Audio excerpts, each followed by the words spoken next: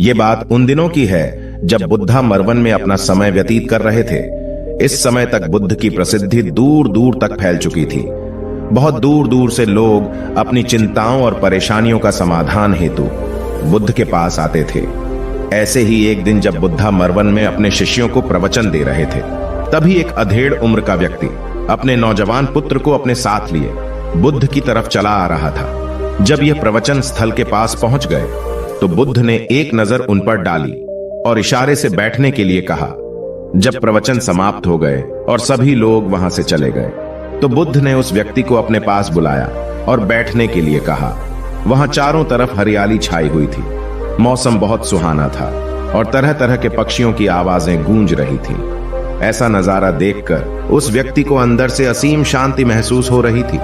इसके बाद बुद्ध ने उस व्यक्ति से आने का कारण पूछा तो इस पर व्यक्ति ने कहा, तथागत, मैं 2 दिन की लंबी यात्रा करके अपने पुत्र को आपसे मिलवाने लाया हूं। ये मेरा इकलौता पुत्र है और ये हर समय थका थका रहता है। ऐसा लगता है जैसे इसके अंदर कोई जान ही ना हो। इसका स्वभाव भी काफी चिड़चिड़ासा हो गया है। अगर हम इससे कुछ भी कहते हैं तो यह हमारी छोटी छोटी बातों पर गुस्सा हो जाता है। इसके देखने की क्षमता भी उम्र से पहले ही कमजोर हो गई है और इसके बाल भी सफेद पड़ने लगे हैं।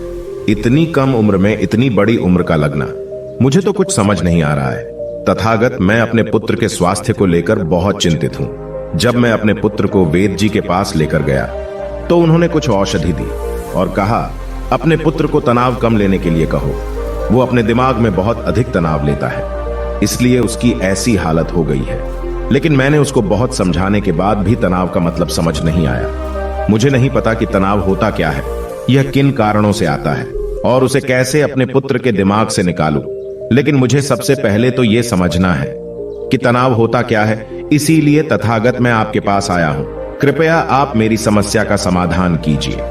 यह सुन बुद्ध उसके पुत्र को बड़े ध्यान से देखते हैं। उसके चेहरे को देखते हैं, उसकी आंखों को देखते हैं और फिर उसके हाथों की नब्ज को भी देखते हैं। यह सारी विधि करने के पश्चात बुद्ध उस व्यक्ति से कहते हैं कि तनाव लेना तो कोई नहीं चाहता, लेकिन फिर भी यह तनाव लोगों के दिमाग को दीमक की तरह पकड़ लेता है और व्यक्ति जान भी नहीं पाता है कि वह तनाव में जी रहा है। लेकिन अगर व्यक्ति तनाव के कारणों को अच्छे से समझ लेता है और तनाव के बारे में कोई ऐसा पैमाना बना लेता है जिससे वह जान सके कि वह कितने तनाव में है, तो वह इस समस्या का समाधान भी खोज सकता है। सबसे पहले तो तुम ये समझो कि तनाव होता क्या है। जब भी कोई व्यक्ति कोई काम कर रहा होता है लेकिन उसका मन कहीं दूर भटक रहा होता है, कल्पनाओं में होता है, तो उसके शरीर और मन के बीच एक दूरी पैदा हो जाती है। यह दूरी जितनी अधिक होगी, व्यक्ति उतनी ही ज्यादा बेहोशी की अवस्था में होता है और शरीर व मन के बीच की इसी दूरी और खिंचाव को तनाव कहा जाता है। आखिर कोई पसंदीदा खेल खेलने के बाद व्यक्ति चुस्ती और प्रसन्नता से क्यों भर जाता है, जबकि उसने तो अपने शरीर को थकाया है। लेकिन समझने वाली बात यह है कि खेलते समय मन और शरीर एक साथ पूरी तरह से उस खेल में केंद्रित होते हैं, जिससे शरीर और मन के बीच दूरी पैदा नहीं होती और कोई तनाव पैदा नहीं होता। और अगर दिमाग में कोई तनाव था तो वो भी दूर हो जाता है।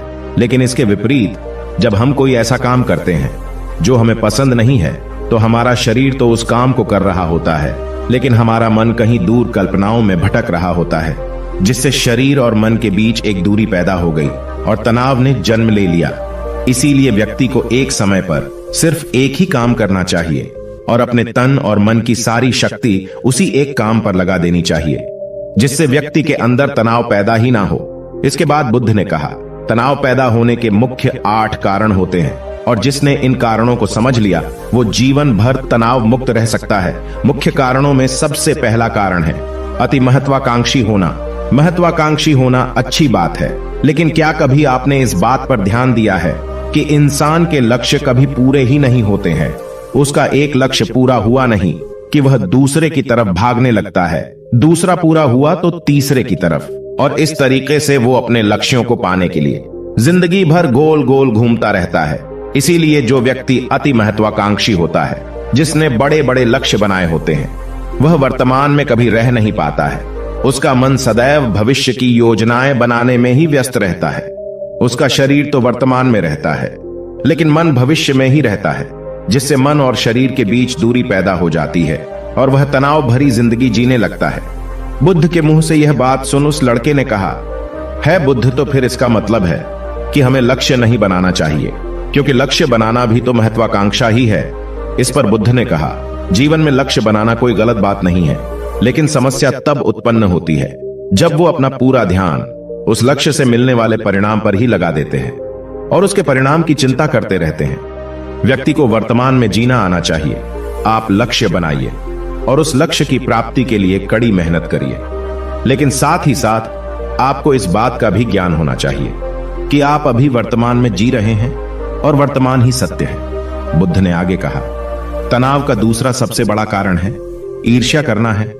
जब व्यक्ति ईर्ष्या और जलन से भर जाता है तो उसका मन अंदर से सड़ने लगता है। ईर्ष्या एक आंतरिक घाव है। आंतरिक घाव यानी मन का घाव। व्यक्ति के शरीर का घाव तो भर सकता है, लेकिन मन का घाव कभी नहीं भर सकता। इसीलिए व्यक्ति को दूसरे की खुशी और तरक्की से कभी ईर्ष्या नहीं करनी चाहिए, क्योंकि ईर्ष्या तनाव का कारण है। इसके बाद बुद्ध ने तनाव का तीसरा कारण बताते हुए कहा कि आरुषिपूर्ण काम न करना, इससे भी मन में तनाव पैदा होता है। जो काम करना हमें पसंद ही नहीं है, जिस काम में हमारी रुचि ही नहीं है, उस काम में हमारा मन लग ही नहीं पाएगा। हमारा शरीर तो वहीं बैठा रहेगा, लेकिन हमारा मन कल्पनाओं की उड़ान भरेगा, जिससे शरीर और मन के बीच दूरी पैदा हो जाती है और व्यक्ति तनावग्रस्त हो जाता है। इसीलिए इंसान को हमेशा अपनी रुचि के अनुसार ही कार्य करना चाहिए। अगर व्यक्ति ने यह पता कर लिया कि उसे कौन सा काम करना पसंद है और वो उसी काम को अपने जीवन का लक्ष्य बना लेता है, तो फिर वो काम उसके लिए काम नहीं बल्कि एक खेल बन जाता है। फिर बुद्ध ने कहा, तनाव का चौथा कारण होता है किसी दूसरे से अच्छा रखना। बुद्ध ने उस व्यक्ति की ओर इशारा करते हुए कहा, एक पिता होने के नाते तुम्हारी अपने पुत्र से बहुत सी अपेक्षाएं होगी कि तुम्हारा पुत्र एक बहुत ही कामयाब इंसान बने, तुम्हारा नाम रोशन करे, जैसा तुम चाहते हो उस तरह का जीवन जिए, तुम्हारी हर बात माने। लेकिन क्या आज तक कभी किसी की सारी अपेक्षाएं पूरी हुई है? जब भी कोई व्यक्ति किसी दूसरे से कोई अपेक्षा रखने लगता है तो वो अनजाने में अपने लिए तनाव पैदा करने लगता है। जरा सोचो कि अगर तुम्हारा बेटा तुम्हारे अनुसार काम नहीं कर रहा है और वो नहीं बन पा रहा है जो तुम उसे बनाना चाहते हो, तो निश्चित रूप से तुम्हारे दिमाग को तनाव तुम्हें पकड़ लेगा। तुम तनाव से भरा जीवन जीना शुरू कर दोगे और इस तनाव के बस में आकर तुम ऐसा व्यवहार करोगे, ऐसी बातें करोगे कि तुम्हारा अपने पुत्र के साथ संबंध और भी खराब होता चला जाएगा। इसीलिए व्यक्ति को जितना हो सके उतनी कम अपेक्षाएं दूसरों से रखनी चाहिए, और अगर पूरी तरह से तनाव मुक्त रहना है तो दूसरों से अपेक्षा रखना ही बंद कर दो। इसके बाद बुद्ध ने कहा कि शारीरिक कष्ट भी इंसान के तनाव का एक कारण होता है। जब व्यक्ति किसी शारीरिक पीड़ा से गुजर रहा होता है तो उसका पूरा ध्यान अपने उस शारीरिक दर्द पर होता है और वो पूरे दिन बस उसी के बारे में सोचता रहता है, जिससे उसका मन दुख के विचारों से भर जाता है और ऐसी स्थिति में व्यक्ति तनावग्रस्त रहने लगता है। यह सुन उस व्यक्ति ने कहा कि हे बुद्ध, शारीरिक दुख तो किसी भी व्यक्ति को हो सकता है, तो फिर क्या हुआ? व्यक्ति जीवन भर तनाव में ही जिएगा। इसका जवाब देते हुए बुद्ध ने कहा कि इंसान को यह बात समझनी चाहिए कि हमारा जीवन दुखों का आधार है। जैसे जैसे हमारा जीवन आगे बढ़ता है, इसमें दुख आते हैं, बीमारियां आती है और फिर अंत में मृत्यु भी आती है। तो बीमारियां इंसान के जीवन का अभिन्न अंग है, कोई इनसे बच नहीं सकता। बस किसी किसी के जीवन में यह समय से पहले आ जाती है तो किसी के बाद में आती है। जब इंसान का मन इस बात को अच्छे से समझ लेगा तो फिर वह अपनी बीमारी के बारे में सोच सोच कर ज्यादा तनाव नहीं लेगा, क्योंकि यह हमारे जीवन का अभिन्न हिस्सा है और इसके लिए व्यक्ति को शारीरिक रूप से भी अभ्यास करते रहना चाहिए। अपने जीवन में व्यायाम और स्वस्थ जीवन शैली को भी जगह देनी चाहिए ताकि उसका शरीर लंबे समय तक निरोगी रहकर सही से काम कर सकें। तनाव का अगला कारण होता है अपनी योजनाओं को समझने के लिए समय न देना। कुछ लोगों के दिमाग में कोई विचार आया ही नहीं कि वो बिना सोचे समझे उस पर काम करना शुरू कर देते हैं, और जब उस काम में उन्हें असफलता मिलती है तो वह तनाव से भर जाते हैं, क्योंकि उन्होंने उस काम को शुरू करने से पहले उसके बारे में पूरी जानकारी इकट्ठा नहीं की थी। इंसान को कोई भी काम शुरू करने से पहले उसके अच्छे और बुरे परिणामों के बारे में ठीक से सोच विचार कर लेना चाहिए। इंसान को इस बारे में भी सोच लेना चाहिए कि अगर ये योजना सफल नहीं हुई तो फिर इसके बाद मैं क्या करूंगा। इसलिए व्यक्ति को अपनी योजनाओं को ठीक से समझने के लिए पूरा समय देना चाहिए, ताकि बाद में उस योजना की वजह से तनाव पैदा ना हो। तनाव का 7वां सबसे बड़ा कारण है टाल मटोल करना, आज के काम को कल पर टालना। आप लोगों ने यह कहावत तो सुनी होगी कि आलस्य इंसान के शरीर का सबसे बड़ा शत्रु है। इंसान आलस्य की वजह से आज के काम को कल के लिए टाल देता है और फिर काम को टालना उसकी आदत बन जाती है।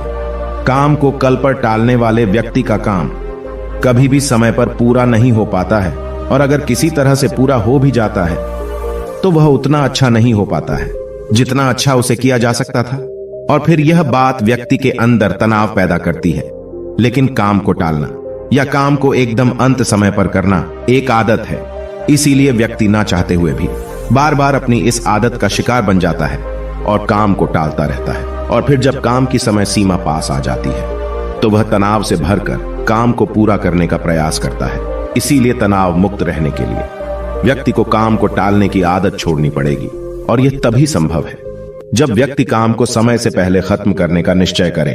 सबसे आखिरी और सबसे प्रमुख कारण जो तनाव का होता है वो है ज्यादा सोचना। लगातार सोचते रहना भी एक बीमारी है, और यह उस व्यक्ति में सबसे ज्यादा पाई जाती है जो सिर्फ कल्पनाएं करता है, जो अतीत की घटनाओं और भविष्य की बातों के बारे में सोचता रहता है, जो बेवजह के अनुमान लगाता रहता है। इसीलिए व्यक्ति को ज्यादा सोचने की आदत पर लगाम लगाना चाहिए। इसके लिए जितना हो सके खुद को काम में व्यस्त रखना चाहिए, और हर दिन ध्यान का अभ्यास करने को अपने जीवन का हिस्सा बना लेना चाहिए।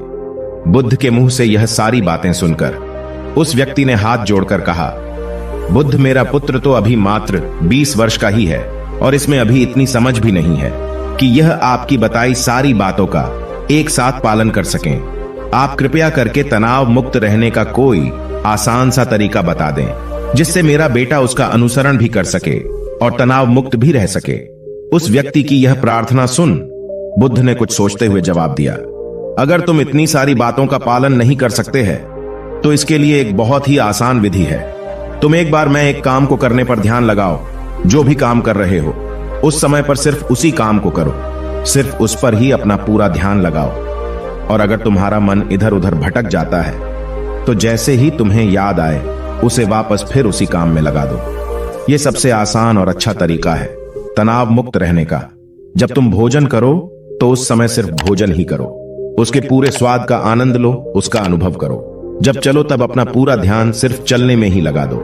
इससे तुम्हारा मन और तुम्हारा शरीर दोनों एक जगह पर केंद्रित रहेंगे, दोनों के बीच दूरी पैदा नहीं होगी, जो कि तनाव का मुख्य कारण होती है। इसीलिए जहां तक संभव हो सके एक समय पर सिर्फ एक ही काम करने का प्रयास करें, वो भी पूरे ध्यान के साथ। दोस्तों, आशा करता हूं कि आपको इस कहानी से काफी कुछ सीखने को मिला होगा। धन्यवाद।